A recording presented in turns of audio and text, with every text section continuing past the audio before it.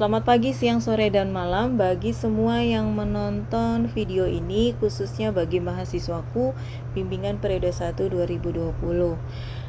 Pada hari ini saya akan membahas bagaimana cara menulis bab 1. Video ini sebenarnya dibuat karena kondisi sekarang saya tidak bisa menerangkan secara langsung, bimbingan secara online juga membingungkan. Mudah-mudahan bisa diulang-ulang dan bisa diambil poinnya untuk kalian, kepentingan kalian. Oke, bab 1. Selalu pertanyaan, bab 1 apa sih Bu isinya? Padahal bab 1 sudah ada outline-nya. Tapi saya jelaskan, bab 1, kita pembahas 1 itu terbagi dari 4. Untuk semua outline itu kebanyakan sama pada intinya, walaupun nama-namanya berbeda, penamaannya berbeda, tapi intinya sama.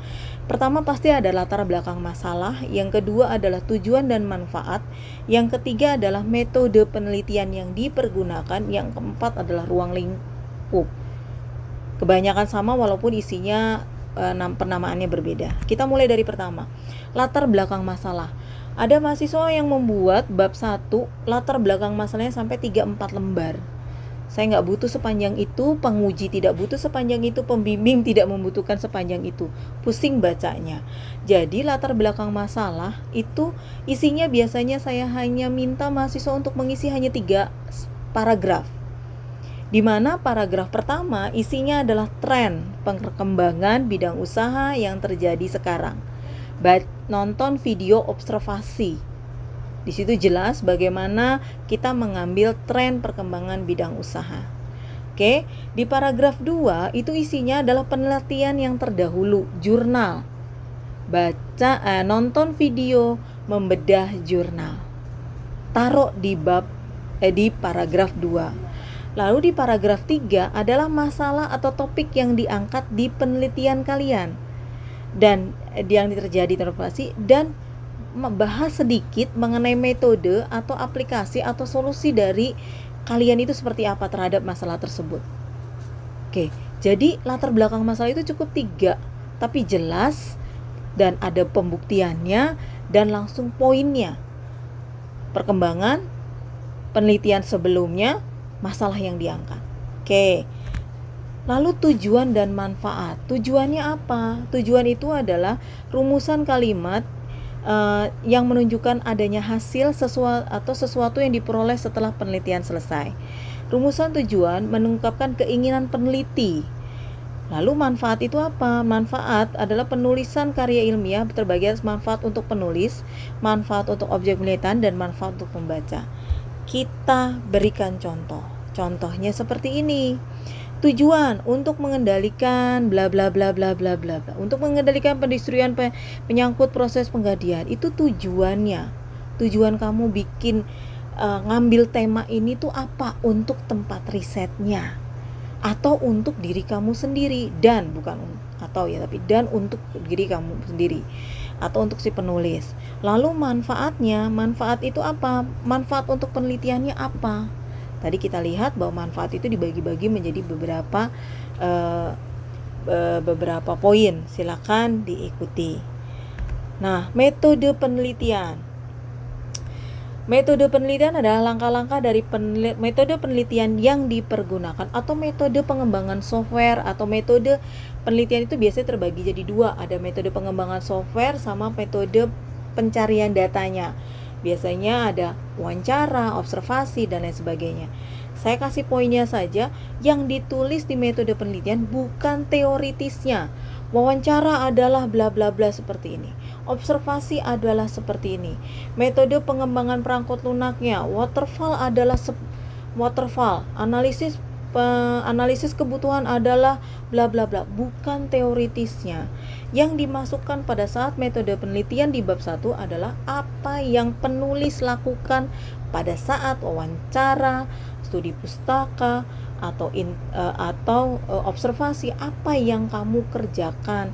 Buka Google kah, mencari informasi melalui web, cari di perpustakaan buku-buku online, perpustakaan buku-buku mengenai apa, itu yang kamu kerjakan. Contohnya begini. Contohnya di sini adalah metode pengembangan perangkat lunaknya, yaitu dia menggunakan waterfall. Langkah pertama adalah analisis kebutuhan perangkat lunak. Kebanyakan mahasiswa menulisnya adalah analisis kebutuhan perangkat lunak adalah bla bla bla lah. Bukan seperti itu. Tapi dalam tahap pertama ini penulis ngapain? Penulis melakukan pengumpulan data yang dibutuhkan. Contohnya dokumennya adalah ini.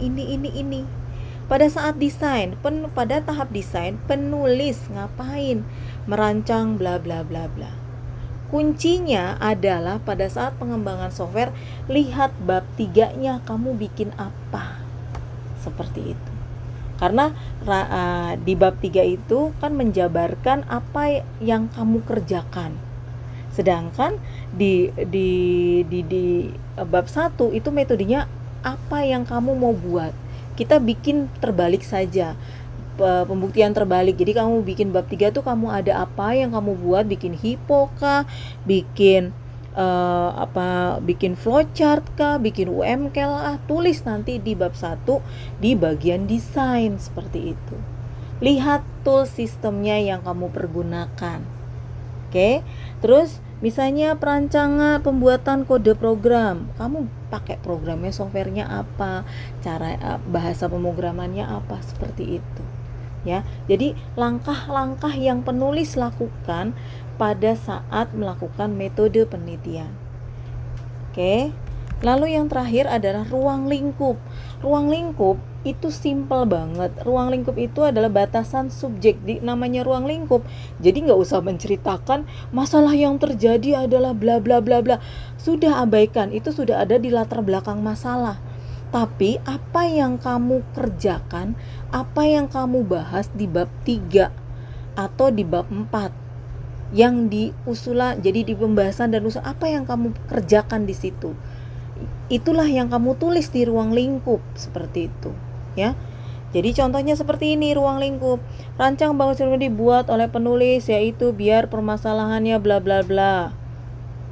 Bla bla bla, pencatatan data akuntansi. Ini saya kasih 2 contoh ruang lingkup. Yang pertama adalah membuat sistem informasi atau membuat program. Yang kedua adalah kalau kita misalnya menggunakan aplikasi Jahir. Apa sih ruang lingkup yang harus ada tertulis di situ?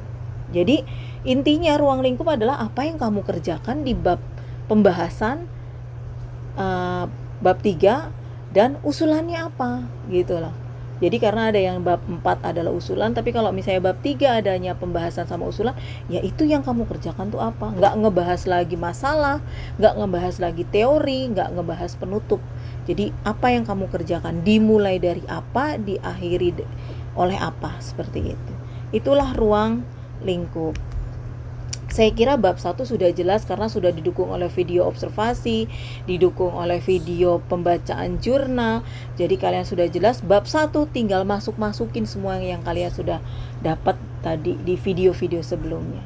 Saya kira video ini bisa membantu kalian supaya lebih jelas, gak bertanya-tanya lagi bab 1 harus ngapain, bisa membantu kalian menyelesaikannya, lalu nanti bisa selesai dengan tepat waktu.